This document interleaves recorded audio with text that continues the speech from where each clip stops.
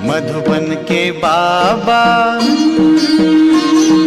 मधुबन के बाबा मुरली वाले, आपका क्या कहना। ओम शांति। 9 दिसंबर 2025 की ईश्वरीय महावाक्य। आज की मुरली के सार में बाबा ने कहा, मीठे बच्चे, बाप आए हैं तुम्हें बेहद की जागीर देने। ऐसे मीठे बाबा को तुम प्यार से याद करो तो पावन बन जाएंगे। मीठे बच्चे, बाबा आए हैं तुम्हें बेहद की जागीर देने। ऐसे मीठे बाबा को याद करो तो पावन बन जाएंगे। प्रश्न, विनाश का समय जितना नज़दीक आता जाएगा उनकी निशानियां क्या होगी? उत्तर, विनाश का समय नज़दीक होगा तो नंबर 1 सबको मालूम पड़ता जाएगा कि हमारा बाबा आया हुआ है। नंबर 2, अब नई दुनिया की स्थापना, पुरानी का विनाश होना है। बहुतों को साक्षात्कार भी होंगे। तीसरा, सन्यासियों, राजाओं आदि को ज्ञान मिलेगा।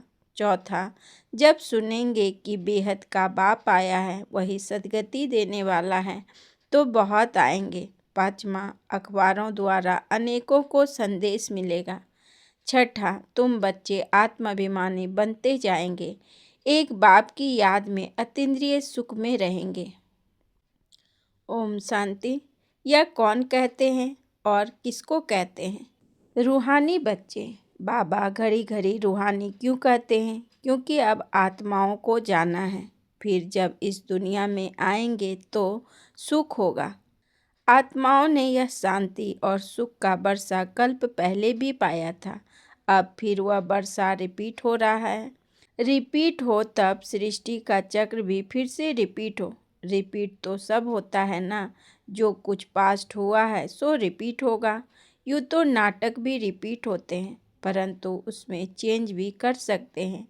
कोई अक्षर भूल जाते हैं तो बनाकर डाल देते, इसको फिर बाइस्कोप कहा जाता है। इसमें चेंज नहीं हो सकती। यह अनादि बना बनाया है, उस नाटक को बना बनाया नहीं कहेंगे। इस ड्रामा को समझने से फिर उनके लिए भी समझ में आ जाता है। बच्चे समझते हैं जो नाटक आदि अभी देखते हैं वह सब है झूठे। कलयुग में जो चीज़ देखी जाती है वह सतयुग में होगी नहीं। सतयुग में जो हुआ था सो फिर सतयुग में होगा। यह हद के नाटक आदि फिर भक्ति मार्ग में ही होंगे। जो चीज़ भक्ति में होती है वह ज्ञान मार्ग अर्थात सतयुग में नहीं होती। तो अभी बेहद के बाप से तुम वर्षा पा रहे हो। बाबा ने समझाया है, एक लौकिक बाप से और दूसरा परलौकिक बाप से वर्षा मिलता है।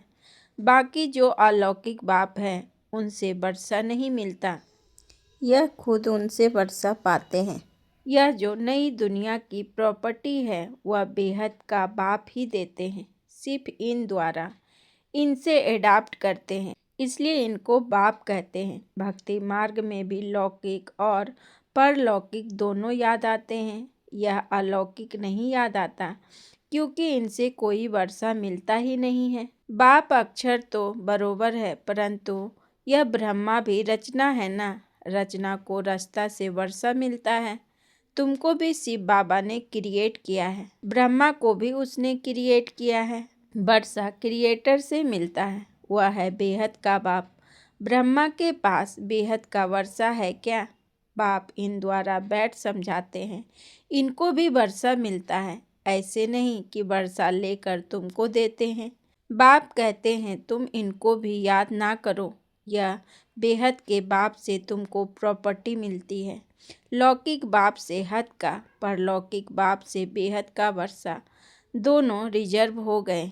शिव बाबा से वर्षा मिलता है, बुद्धि में आता है। बाकी ब्रह्मा बाबा का वर्षा क्या कहेंगे, बुद्धि में जागीर आती है ना। यह बेहद की बादशाही तुमको उनसे मिलती है, वह है बड़ा बाबा। यह तो कहते हैं मुझे याद नहीं करो, मेरी तो कोई प्रॉपर्टी है नहीं जो तुमको मिले। जिससे प्रॉपर्टी मिलनी है उनको याद करो। वही कहते हैं मामेकम याद करो। लौकिक बाप की प्रॉपर्टी पर कितना झगड़ा चलता है। यहाँ तो झगड़े की बात नहीं। बाप को याद नहीं करेंगे तो ऑटोमेटिकली बेहद का वर्षा भी नहीं मिलेगा। बाप कहते हैं अपने को आत्मा समझो।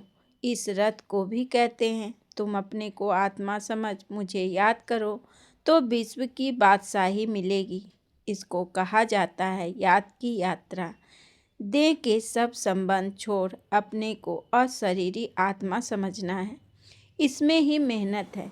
पढ़ाई के लिए कोई तो मेहनत चाहिए ना। इस याद की यात्रा से तुम पति से पावन बनते हो। वह यात्रा करते हैं शरीर से। यह तो है आत्मा की यात्रा। यह तुम्हारी यात्रा है परम धाम जाने के लिए। परम धाम अथवा मुक्ति धाम कोई जा नहीं सकते हैं सिवाय इस पुरुषार्थ के। जो अच्छी रीति याद करते हैं वही जा सकते हैं और फिर उच्च पद भी वह पा सकते हैं। जाएंगे तो सब, परंतु वह तो पतित है ना, इसलिए पुकारते हैं। आत्मा याद करती है, खाती पीती सब आत्मा करती है ना। इस समय तुमको देही अभिमानी बनना है, यही मेहनत है। बिगर मेहनत तो कुछ मिलता नहीं है भी बहुत सहज, परंतु माया का ऑपोजिशन होता है। किसकी तकदीर अच्छी है तो झट इसमें लग जाते हैं। कोई देर से भी आएंगे। अगर बुद्धि में ठीक रीति बैठेगा तो कहेंगे बस हम इस रूहानी यात्रा में लग जाता हूँ। ऐसे तीव्र वेग में लग जाएंगे तो अच्छी दौड़ी पहन सकते हैं। घर में रहते भी बुद्धि में आ जाएगा। यह तो बहुत अच्छी राइट बात है। हम अपने को आत्मा समझ पतित पावन बाप को याद करता हूँ। बाप के फरमान पर चले तो पावन बन सकते हैं, बनेंगे भी जरूर। पुरुषार्थ की बात है बहुत सहज। भक्ति मार्ग में तो बहुत डिफ़िकल्ट होती है। यहाँ तुम्हारी बुद्धि में है। अब हमको वापस जाना है बाबा के पास। फिर यहाँ आकर विष्णु की माला में पिरोना है। माला का हिसाब करें। माला तो ब्रह्मा की भी है, विष्णु की भी है, रुद्र की भी है। पहले पहले नई सृष्टि के यह है ना, बाकी सब पीछे आते हैं। गोया पिछाड़ी में पिरोते हैं। कहेंगे तुम्हारा ऊंच कुल क्या है? तुम कहेंगे विष्णु कुल। हम असल विष्णु कुल के थे, फिर क्षत्रिय कुल के बने, फिर उनसे बिरादरियां निकलती है। इस नॉलेज से तुम समझते हो बिरादरियां कैसे बनती हैं। पहले पहले रुद्र की माला बनती है, ऊंच से ऊंच बिरादरी है। बाबा ने समझाया है यह तुम्हारा बहुत ऊंच कुल है। यह भी समझते हैं सारी दुनिया को पैगाम जरूर मिलेगा। जैसे कई कहते हैं भगवान जरूर कहाँ आया हुआ है, परंतु पता नहीं पड़ता है। आखिर पता तो लगेगा सबको। अखबारों में पढ़ता जाएगा। अभी तो थोड़ा डालते हैं। ऐसे नहीं कि एक अखबार सब पढ़ते हैं। लाइब्रेरी में पढ़ सकते हैं। कोई 2-4 अखबार भी पढ़ते हैं, कोई बिल्कुल नहीं पढ़ते। यह सबको मालूम पड़ना ही है कि बाबा आया हुआ है। विनाश का समय नज़दीक होगा तो मालूम पड़ेगा। नई दुनिया की स्थापना, पुरानी दुनिया का विनाश होता है। हो सकता है बहुतों को साक्षात्कार भी हो। तुम्हें सन्यासियों, राजाओं आदि को ज्ञान देना है। बहुतों को पैगाम मिलता है। जब सुनेंगे बेहद का बाप आया है, वह सद्गति देने वाला है, तो बहुत आएंगे। अभी अखबार में इतना दिल पसंद कायदे मुजीब निकला नहीं है। कोई निकल पड़ेंगे, पूछताछ करेंगे। बच्चे समझते हैं हम श्रीमत पर सतयुग की स्थापना कर रहे हैं। तुम्हारी यह नई मिशन है। तुम हो ईश्वरीय मिशन के ईश्वरीय भांति। जैसे क्रिश्चियन मिशन के क्रिश्चियन भांति बन जाते हैं, तुम हो ईश्वरीय भांति। इसलिए गायन है अतीन्द्रिय सुख। गोप गोपियों से पूछो जो आत्माभिमानी बने हैं। एक बाप को याद करना है, दूसरा ना कोई। यह राजयोग एक बाप ही सिखलाते हैं। वही गीता का भगवान है। सबको यही बाप का निमंत्रण व पैगाम देना है। बाकी सब बातें हैं ज्ञान श्रृंगार। यह चित्र सब है ज्ञान का श्रृंगार, ना कि भक्ति का। यह बाप ने बैट बनवाए हैं मनुष्यों को समझाने के लिए। यह चित्र आदि तो पराय लोप हो जाएंगे। बाकी यह ज्ञान आत्मा में रह जाता है। बाप को ही यह ज्ञान है। ड्रामा में नूद है। तुम अभी भक्ति मार्ग पास कर ज्ञान मार्ग में आए हो। तुम जानते हो हमारी आत्मा में यह पाठ है जो चल रहा है। नूद थी जो फिर से हम राजयोग सीख रहे हैं बाप से। बाप को ही आकर यह नॉलेज देनी थी। आत्मा में नूद है, वहाँ जाए पहुँचेंगे, फिर नई दुनिया का पाठ रिपीट होगा। आत्मा के सारे रिकॉर्ड को इस समय तुम समझ गए हो, शुरू से लेकर। फिर यह सब बंद हो जाएंगे। भक्ति मार्ग का पाठ भी बंद हो जाएगा। फिर जो तुम्हारी एक्ट सतयुग में चली होगी वही चलेगी। क्या होगा यह बाप नहीं बताते हैं। जो कुछ कल्प पहले हुआ था वही होगा। देखते भी हैं इन लक्ष्मी नारायण को कितने सुख हैं। हीरे जवाहरात धन बहुत रहता है। धन है तो सुख भी है। यहाँ तुम भेंट कर सकते हो, वहाँ नहीं कर सकेंगे। यहाँ की बातें वहाँ सब भूल जाएंगे। यह है नई बातें जो बाप ही बच्चों को समझाते हैं। आत्माओं को वहाँ जाना है जहाँ कारोबार सारी बंद हो जाती है, हिसाब किताब चुकतू होता है, रिकॉर्ड पूरा होता है। एक ही रिकॉर्ड बहुत बड़ा है। कहेंगे फिर आत्मा भी इतनी बड़ी होनी चाहिए, परंतु नहीं। इतनी छोटी आत्मा में 84 जन्मों का पाठ है। आत्मा भी अविनाशी है। इनको सिर्फ वंडर ही कहेंगे। ऐसे आश्चर्यवत चीज और कोई हो ना सके। बाबा के लिए तो कहते हैं सतयुग त्रेता के समय विश्राम में रहते हैं। हम तो ऑलराउंडर पाठ बजाते हैं। सबसे जास्ती हमारा पाठ है। तो बाप वर्षा भी ऊंच देते हैं। कहते हैं 84 जन भी तुम ही लेते हो। हमारा तो पाठ फिर ऐसा है जो और कोई बजा ना सके। वंडरफुल बातें हैं ना। यह भी वंडर है जो आत्माओं को बाप बैठ समझाते हैं। आत्मा मेल फीमेल नहीं है। जब शरीर धारण करती है तो मेल फीमेल कहा जाता है। आत्माएं सब बच्चे हैं तो भाई भाई हो जाती है। भाई भाई है जरूर वर्षा पाने के लिए। आत्मा बाप का बच्चा है ना, वर्षा लेते हैं बाप से, इसलिए मेल ही कहेंगे।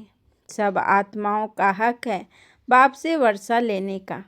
उनके लिए बाप को याद करना है, अपने को आत्मा समझना है। हम सब ब्रदर्स हैं। आत्मा आत्मा ही है, वह कभी बदलती नहीं। बाकी शरीर कभी मेल का कभी फीमेल का लेती है। यह बड़ी अटपटी बातें समझने की है और कोई भी सुना ना सके। बाप से या तुम बच्चों से ही सुन सकते हैं। बाप तो तुम बच्चों से ही बात करते हैं। आगे तो सबसे मिलते थे, सबसे बात करते थे। अभी करते करते आखिर तो कोई से बात ही नहीं करेंगे। सन सोच फादर है ना, बच्चों को ही पढ़ाना है। तुम बच्चे ही बहुतों की सर्विस कर ले आते हो। बाबा समझाते हैं यह बहुतों को आप समान बना कर ले आते हैं। यह बड़ा राजा बनेंगे, यह छोटा राजा बनेंगे। तुम रूहानी सेना भी हो जो सबको रावण की जंजीर से छुड़ाए अपनी मिशन में ले आते हो। जितनी जो सर्विस करते हैं उतना फल मिलता है। जिसने जास्ती भक्ति की वह जास्ती होशियार हो जाते हैं और वर्षा ले लेते हैं। यह पढ़ाई है। अच्छी रीति पढ़ाई नहीं की तो फेल हो जाएंगे।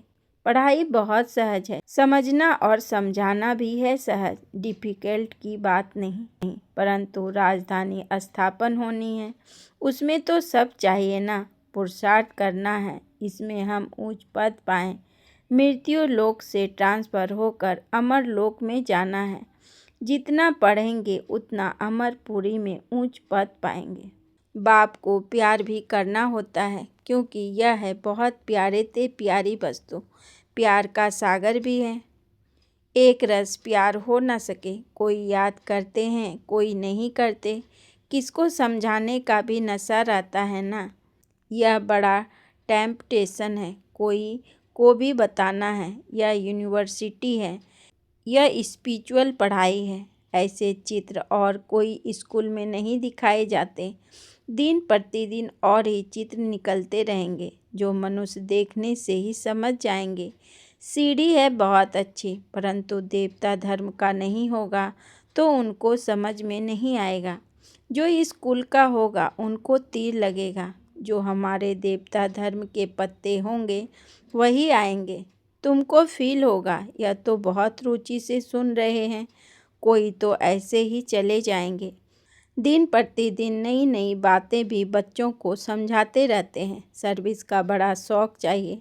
जो सर्विस पर तत्पर होंगे वही दिल पर चढ़ेंगे और तख्त पर भी चढ़ेंगे।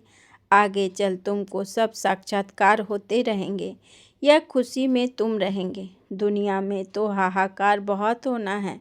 रक्त की नदियाँ भी बहनी हैं। बहादुर सर्विस वाले कभी भूख नहीं मरेंगे।